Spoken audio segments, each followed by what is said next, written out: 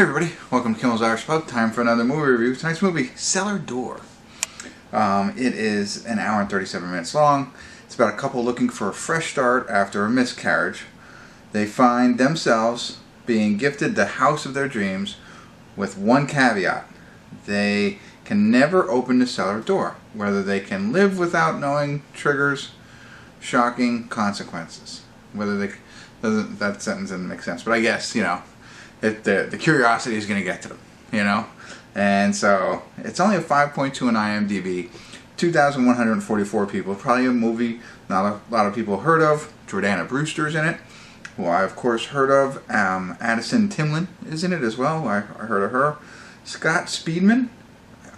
I look at his face, I recognize it, but not in the IMDb. It's like the full picture. It's not his actual grill. Laurence Fishburne is also in it. So, I don't know. Low expectations, like I said, 5.2, but not a bad cast, and we'll see. Stick around. I'll let you know what I think.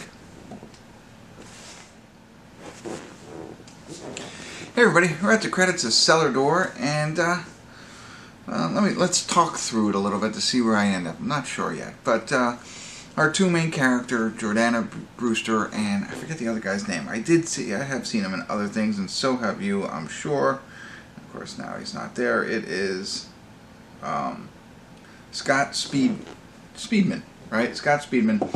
Not newlyweds, but I think somewhat, you know, early in their marriage. And as they mentioned, they had a miscarriage. They seem to be pretty successful. She seems to be a professor. He seems to be some sort of architect.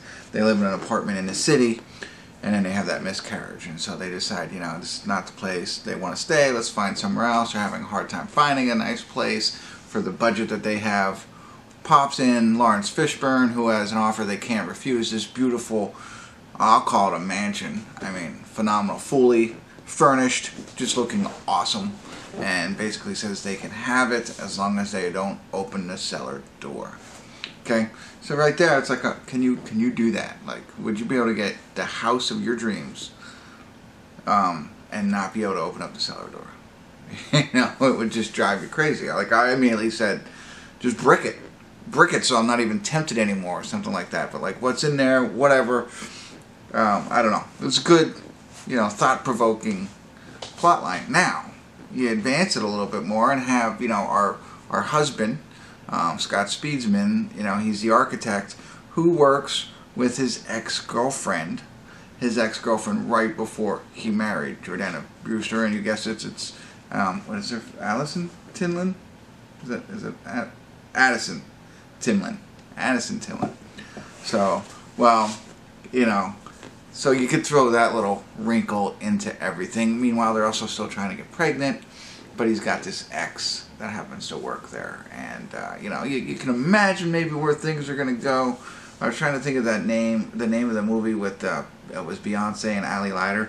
Something like that. And Idris Elba was in that. I forget the name of the movie, but they were the three in there. Very, you know, so sprinkle that on top of don't open the cellar door kind of stuff, and it becomes interesting, and I think it all becomes like a metaphor, is what ends up happening. And without getting into too much detail, it feels sometimes like, oh no, this, you know, they move into this great house, but not everything's going great. You know, for this couple, let alone they can't find out what's in the basement. But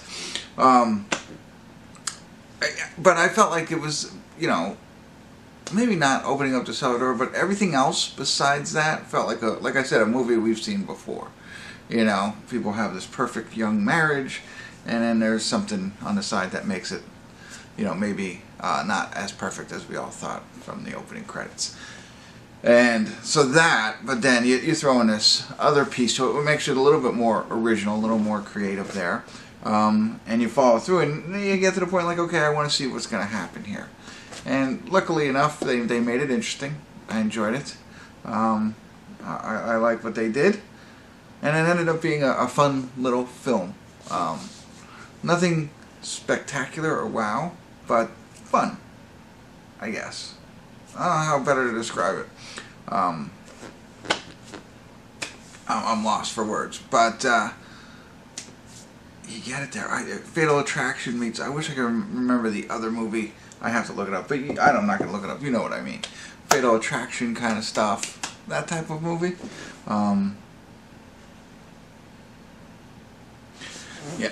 Sorry. Sometimes it's hard for me sometimes because what I told you about the movie is all I can really tell you without spoiling it at all. And I don't even think doing a, spoiler alert segment of this is worth it. I think you have everything you need to know about this movie. I would watch it as long as it's free. That's another piece of information. If you like Jordana Brewster or Addison Timlin, it's okay. And if you liked the other movies that I had mentioned, even though I didn't mention the one by name, this is that type of movie. For me, like I say, in all of these, or in not all, but things continue to happen that are bad to somebody, it just makes me feel uncomfortable. But sometimes bad things happen to bad people. Sometimes good things happen to bad people. Sometimes bad things happen to good people. So I don't know. I'm really messing this one up. Sorry, this is not my best review, but something you might not have seen. I think it's worth the watch for people out there trying to find something new that's a little bit different. You might enjoy this. I'm at a 5 or a 6, so that puts me in like the airplane movie kind of situation. But there you go. All right, I'm sorry I couldn't be more helpful. I will say one thing at the end. If you haven't seen it, you don't, and you don't care if I'm not going to spoil it, I just want to say one quick thing. So spoiler alert, spoiler alert, spoiler alert. So okay, hopefully you've seen the movie by now and you know what happens, and I liked what they did. Again, that helped out a lot. If they would have went a different direction, maybe not so much. But isn't their house going to stink?